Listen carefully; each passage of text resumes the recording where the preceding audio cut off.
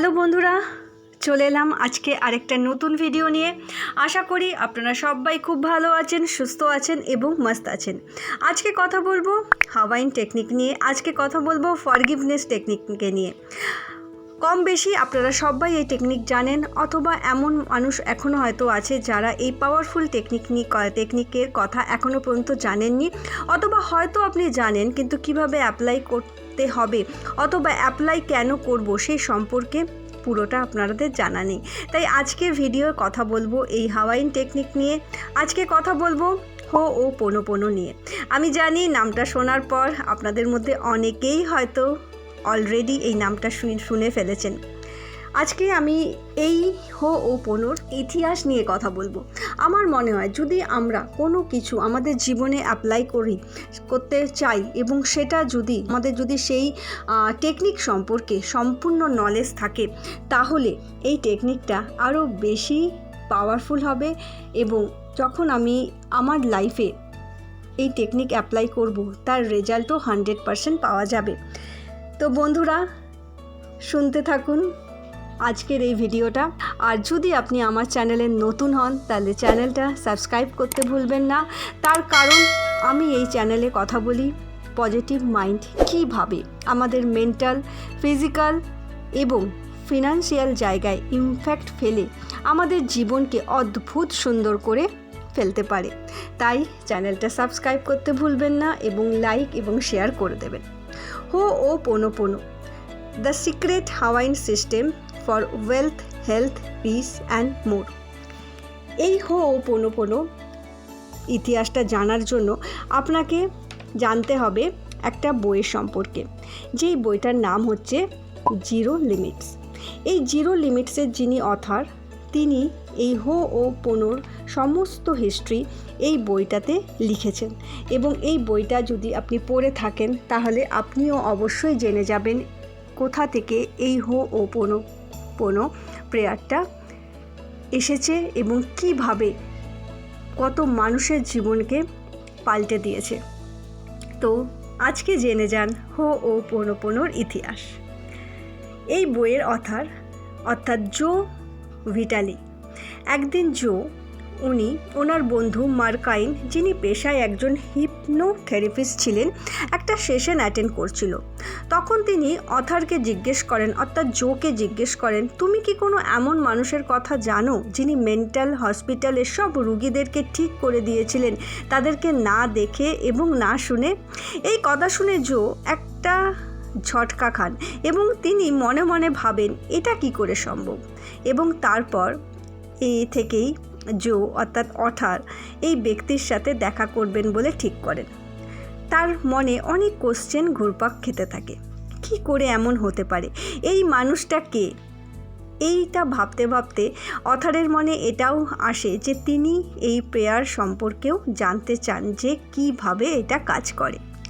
অনেক সময় লাগে জোয়ের এই মানুষটিকে খুঁজতে এবং তারপর তিনি একদিন ইন্টারনেট ঘাঁটতে একটা ওয়েবসাইটের সন্ধান পান এবং এই ওয়েবসাইটে তিনি জানতে পান যে ডক্টর হিউলেন, যিনি একজন সাইকোথেরাপিস্ট, ডিস্টেন্স হিলার এবং স্পিরিচুয়াল গুরু নামে পরিচিত।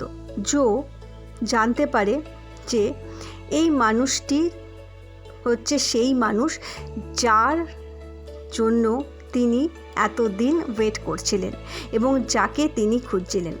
তিনি ওয়েবসাইটে যান এবং ওখানে গিয়ে তিনি দেখতে পান $150 দিলে তিনি ডক্টর হিউলেন এই মানুষটির সাথে কথা বলতে পারবেন।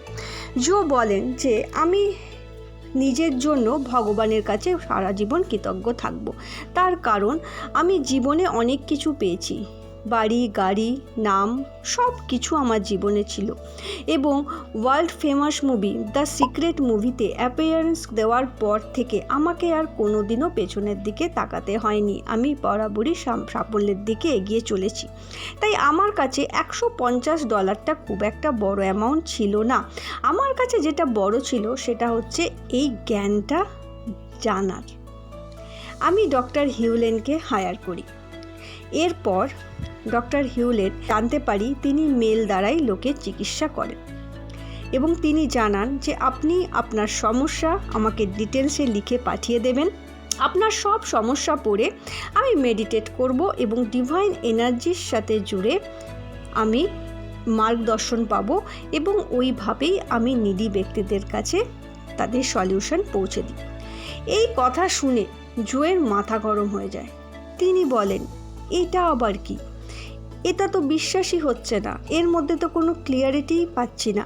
কিন্তু তাও অথার কি করেন, তার সমস্যা মেলের মাধ্যমে ডক্টর হিউলেনের কাছে সেন্ড করেন। তিনি তার সমস্যা জানান যে তার হেভি ওয়েটের কথা বলে। এর কিছুদিন পর রিপ্লাই আসে, আর রিপ্লাইতে ডক্টর হিউলেন বলেন যে আমি তোমার সমস্যা পড়েছি এবং আমি যেটা পেয়েছি তা হলো তুমি একদম সুস্থ। আর সলিউশনের জন্য উনি একটা অ্যাফার্মেশন দেন।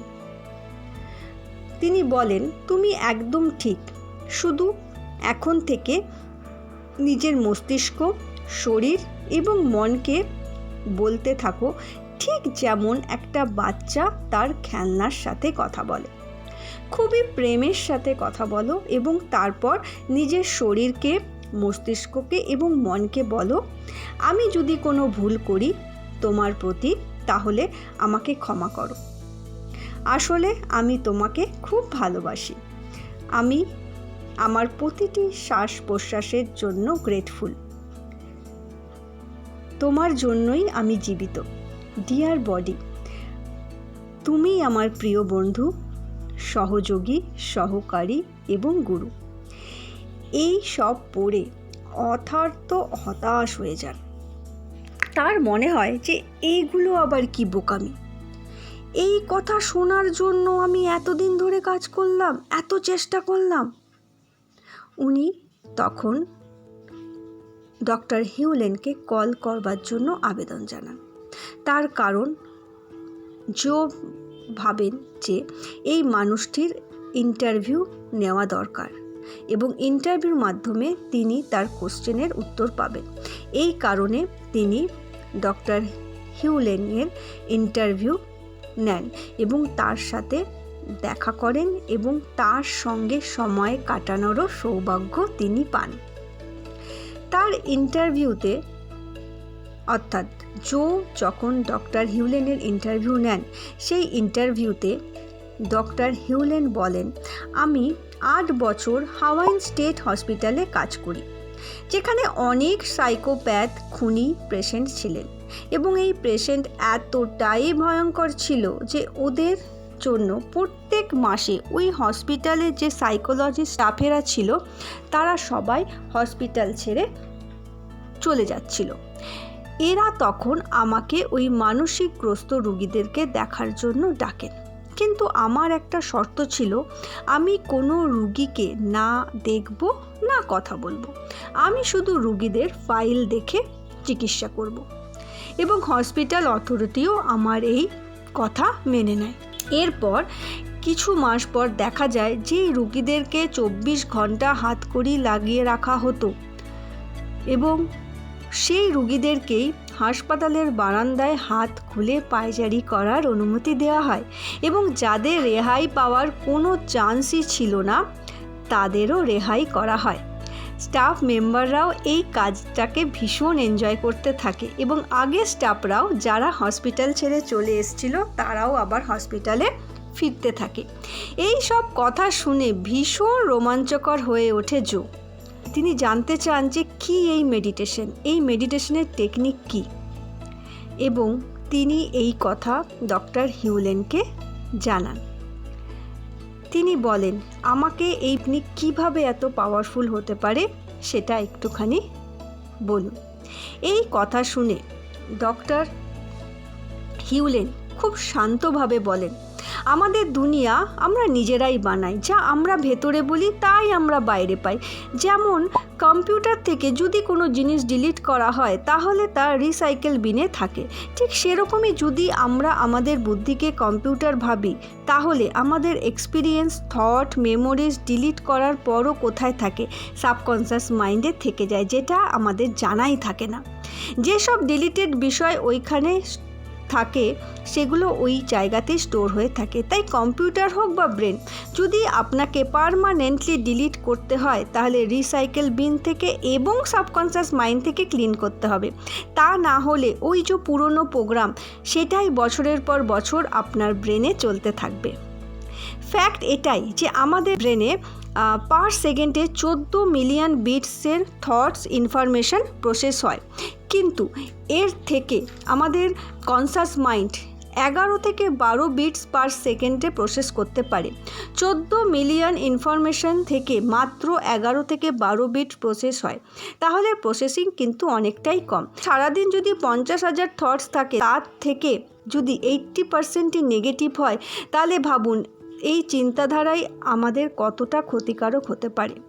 আমাদের দুঃখ, বেদনা, ঘৃণা, অসম্মান যদি থট থাকে, কি রিফ্লেক্ট করবে? তাহলে যতটা আমাদের জীবন ইজি হওয়ার দরকার ছিল ততটা কি ইজি হবে? কারণ অনেক ইনপুট আমরা আমাদের ব্রেনকে রোজ দিচ্ছি, আর যা যা ইনপুট দিচ্ছি তাই কিন্তু রিফ্লেক্ট হচ্ছে। আসলে আমাদের যে বাইরের পৃথিবী সেটা আর কিছুই না, আমাদের সাবকনশাস মাইন্ডের রিফ্লেকশনের জাস্ট প্রতিবিম্ব। যেমন আমরা নিজেদেরকে নিজেরা আয়নাতে দেখি। তাহলে ভাবুন যদি 80%-এর বেশি থট আপনার সাবকনশাস মাইন্ডে যায় এবং সেটা যদি বাধা, ক্লেশ, নাজেহাল হওয়া, রাগ, অহংকার, রোগ, ফেলিয়ার এই সব থাকে, কি রিফ্লেক্ট হবে? এই কথাই সমস্ত পৌরাণিক গ্রন্থেই লেখা আছে। আর এরই আধারে হাওয়াইতে এক প্রাচীন মেডিটেশন টেকনিকের জন্ম হয়। যদি আমি 1982 নভেম্বরে মহিলা গুরু মোরনা কাছে যাই এবং ওনার কাছ থেকে আমি এই টেকনিক শিখি। মোরনা যিনি এই টেকনিক আমাকে শিখিয়েছিলেন, যা ও পোনো নামে প্রসিদ্ধ। এই সময়, ঠিক যেই সময় আমি মোরনার সাথে দেখা করি, সেই সময় আমি পারিবারিক সমস্যায় ভুগছিলাম। এই মহিলার সম্পর্কে শুনি যে তিনি এক চমৎকারভাবে যে কোনো লোকের সমস্যাকে নাকি হিল করে দেন, এবং এই মহিলা হাসপাতাল, বিশ্ববিদ্যালয় এবং ইউএনে গিয়েও এই মেডিটেশন সম্পর্কে কথা বলেছেন। আমি এই মহান মহিলার ওয়ার্কশপ অ্যাটেন্ড করার নির্ণয় নিই। ডক্টর হিউলেন বলেন, কিন্তু যখন আমি ফার্স্ট উইকে ওনার সাথে 3 ঘন্টা কাটাই এবং ওনাকে শুনি, আমি জাস্ট বাইরে বেরিয়ে আসি, কারণ আমার ইউনিভার্সিটির যে শিক্ষা ওনার কথা মেনে নিতে পারছিল না। আমি এও ভেবেছিলাম যে এই মহিলা হয়তো পাগল হবে। আমি ভাবলাম এই ডিভাইন এনার্জি আবার কি, এরকম করে কি করে কেউ কানেক্ট হতে পারে? এই স্পিরিচুয়ালিটি কি আবার নতুন ঝামেলা রে বাবা, এটা কি করে কাজ করে? সব বকওয়াস লাগলো আমার। কিন্তু আমি আবার দ্বিতীয়বার যাই, কিন্তু আবার উঠে চলে আসি। এরপর আমি 3rd টাইম অ্যাটেন্ড করি এবং তৃতীয়বার সাইন আপ করি ওই মহিলার ওয়ার্কশপ, এবং এরপর কিন্তু আমি পুরো সপ্তাহটাই ওনার সাথে কাটাই। এবং শুধু সপ্তাহ নয়, 1992 পর্যন্ত আমি ওনার ছত্রছায়ায় থাকি। উনি বলেন, অর্থাৎ ডক্টর বলেন, যে এটা তো প্রুফ হয়ে গেছে যে আমাদের মাইন্ডের আইডিয়া কনসাস মাইন্ডে আসার আগে এর উৎপত্তি সাবকনসাস মাইন্ডে হয়ে যায়। একটা এক্সপেরিমেন্টে নিউরোসার্জন বেনজামিন লিভেট কিছু মানুষের ওপর EEG মেশিন লাগান। উনি এটা নোটিশ করেন যে কোনো ব্যক্তি কনসাসলি কিছু বিচার করবার আগেই অলমোস্ট 5 সেকেন্ড আগেই মস্তিষ্কে কিছু হালচাল হতে শুরু করে দেয়। EEG রিপোর্ট যেটা দেখা যায় একটা লাইনের মাধ্যমে। উনি বলেন কনসাস লেভেলে বিচার এলো, কিন্তু তার কিছুক্ষণ আগে কিন্তু কম্পন দেখা দিয়েছিল। তার মানে কিছু সময় আগেই ওই আইডিয়াটা এসে গেছিলো। তার মানে উনি বলেন আমরা যে বলি কনসাস মাইন্ড দিয়ে আমরা কিছু ভাবি, কিন্তু দেখা গেল ব্যাপারটা একদমই সেরকম নয়, কারণ মেসেজ তো এর আগেই চলে এসেছিলো, ইনপুট তো আগেই চলে গেছিলো। তাহলে আমরা যখন বলি যে এই ডিসিশনটা কনসাসলি নিলাম, বেসিক্যালি এটা কনসাসলি নিলাম না, সাবকনসাসলি মাধ্যমেই নিলাম। তাই কতটা ক্লিন হওয়া প্রয়োজন, তা না হলে জীবনে যে ঘটনাগুলো বারবার রিপিট হচ্ছে সেগুলো আপনি চান বা না চান সেটাই রিপিটেড হতে থাকবে। তাই কনসাসলি ক্লিন হওয়া ভীষণভাবে দরকার। ডক্টর হিউলেন বলেন আমাদের ডিসিশন মেকিং, অ্যাকশন মেকিং এবং উইল পাওয়ারের ওপর কোনো একটা ডিভাইন এনার্জি দ্বারা গাইড হয় এবং ডক্টর হিউলেন একে ইন্সপিরেশন ডিভাইন এনার্জি বলেন। ডক্টর হিউলেন বলেন মেডিটেশন প্রেয়ার এটা আমাদের সেলফ ইনকোয়ারি করতে হেল্প করে। বাইরের জগৎ ভেতরের জগৎ একই। এখানে আমাদের যদি খারাপ ভাবনা থাকে তাহলে সেটাই বাইরেতে রিয়েলিটি হিসাবে পরিণত হবে। এখানে কিছুই বাইরে হয় না। আমি এবং তুমি আলাদা নই, সবাই এক। তাই যদি এনভায়রনমেন্টে কোনো কিছু খারাপ হচ্ছে তাহলে তার জন্য কিন্তু আমরা সবাই দায়ী। ইউনিভার্সাল ল অনুযায়ী আমাদের এক একটা থট রিফ্লেক্ট হয়। ডক্টর হিউলেন বলেন যদি আপনি কিছু ঠিক করতে চান তাহলে বাইরে নয় ভেতরে ঠিক করুন। আর উনি আরও বলেন এই পদ্ধতিতে উনি মেন্টাল হসপিটালের রুগীদের সাবকনসিয়াসলি তাদের পেন এবং তাদের বিলিফ সিস্টেমকে ঠিক করে তাদেরকে একদম সুস্থ করেছিলেন। এবং উনি সেটা করবার আগে প্রথমে রেসপন্সিবিলিটি নিয়েছিলেন। রেসপন্সিবিলিটি নেওয়ার জন্য 4টে মন্ত্র হোপোনোপোনো প্রেয়ারের। I am sorry, please forgive me, thank you, I love you. উনি এক্সপ্লেন করেন যে ফার্স্টে আপনাকে অ্যাওয়্যার হতে হবে, দেন রেসপন্সিবিলিটি নিতে হবে যে আই অ্যাম সরি, যা কিছু হয়েছে যেহেতু আপনি আমার কাছে এসেছেন তাই কোনো না কোনোভাবে আমার কন্ট্রিবিউশন আছে এই সিচুয়েশনের জন্য। কেননা ডক্টর হিউলেন মানেন সাবকনসিয়াসলি কাজ করার জন্য আগে রেসপন্সিবিলিটি নিতে হয়। এরকম সিচুয়েশন আসার জন্য কোনো না কোনোভাবে আমি দায়ী। এর জন্য আমি আমার ভুলের জন্য ক্ষমা চাইছি, প্লিজ ফরগিভ মি, আমাকে ক্ষমা করে দিন। এরপর তিনি কি করেন, এই এনার্জি ট্রান্সফার করেন, কারণ রেসপন্সিবিলিটি তিনি নিয়েছেন। উনি এই এনার্জি সেন্ড করতে থাকেন সেই সিচুয়েশনের ওপর এবং আস্তে আস্তে সিচুয়েশন বদলে যায়। এরপর উনি যেটা করেন উনি লাভ এনার্জি পাঠান এবং গ্র্যাটিটিউড জানাতে থাকেন এবং এর ফলে কি হয় সেই সমস্ত পেশেন্টের ওপর কাজ হতে শুরু করে দেয় এবং ওদের ওই সিচুয়েশনও বদলাতে থাকে। উনি আরও বলেন যে সব কিছুর জন্য গ্র্যাটিটিউড রাখতে হবে। ডক্টর হিউলেন বলেন এই 4টে সাধারণ মন্ত্র আপনার সাবকনসিয়াসলি যে কোনো ব্লকেজ, নেগেটিভ এনার্জি, ভাইব্রেশন, যে কোনো এররকে ঠিক করতে পারে, ক্লিন করতে পারে। শুধু তাই নয়, আপনি আপনার বন্ধু পরিবারের জন্যও আপনার থ্রু তাদেরকে হিল করতে পারেন। আপনাকে শুধু সাবকনসিয়াসলি একটা ইন্টেনশন রাখতে হবে যার ওপর আপনি করতে চাইছেন এবং এটা কাজ করা শুরু করে দেবে।